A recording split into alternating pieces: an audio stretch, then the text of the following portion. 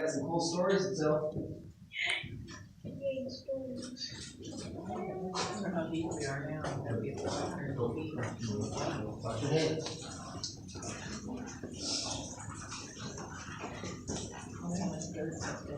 can see the crack on the surface here. Probably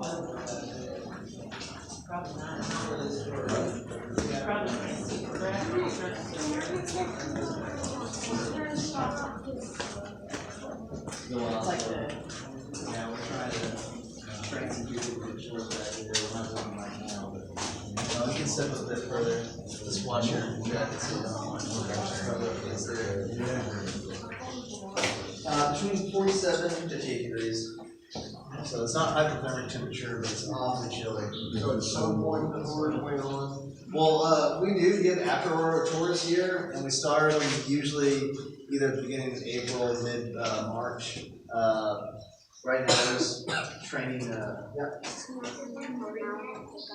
Oh no, the bats are at the very beginning, but I'll show you, don't worry. But yeah, if you're a 16 or older and got $75 in your pocket, we'll take you back there. They're after hours. But they're called wild tours, and I promise you that they are wild.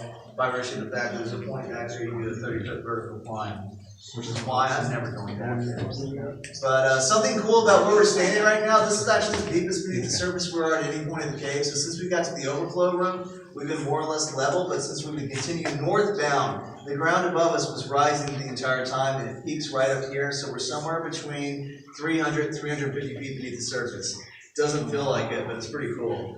And this is the passage water was entering that produced that waterfall sound that allowed Rand to know about this area. We see water coming through right now, and after a really big rain, it looks exactly like a waterfall rushing through here. And when it happens like that, you wouldn't be able to hear me talk. The water will cascade down to the North Lake. The North Lake, much like the South Lake, has had divers back here. They managed to go about 40 feet before they turned around. They came back up, and they were once again like, "Hey, holla, we did not find the bottom of your cave lake." Yeah. So a lot of my colleagues believe that the two bodies of water connect with one another. You know, you got close proximity of them to one another. You haven't found the bottom, and they're more or less level. So that's a pretty good indication of that, but a bad indication that the blind cave fishes survived. Now, my favorite part of the tour is up here in the darkness. So if you can direct everyone's attention to the darkness, which sounds quite nefarious. I think my friend in the Deftones t-shirt likes that one, though. What I'm going to do is I'm going to turn on the lights and show you why I like it so much in 3, 2, 1. So Rand made it through, right, to Silent Splendor on January 23rd of 1993. A day later, on the 24th, he had his first lookie back here. He was with 2 workers that day. When he saw this area, he audibly spoke to himself, "Oh my God." And the 2 workers that were with him was like, "That's pretty cool, we should call it the Oh My God room," and the name stuck. This is the column that I promised everyone earlier. It stands at 12 feet tall. It's an exceptional example of a column, quite stunning. And then we can see that it's surrounded by all these soda straws here. It gives this kind of cathedral look, very apropos, the Oh My God room vibe. And if we look to the left of this column here, can everyone see the super long, skinny soda straw right there? All right. That soda straw is a rock star for the following reasons. That soda straw measures to be 9 feet long. That makes it the longest known soda straw to exist in the Ozarks, which is quite a big deal. Even if we cite the lowest number of caves explored in the Ozarks, it still numbers over 10,000.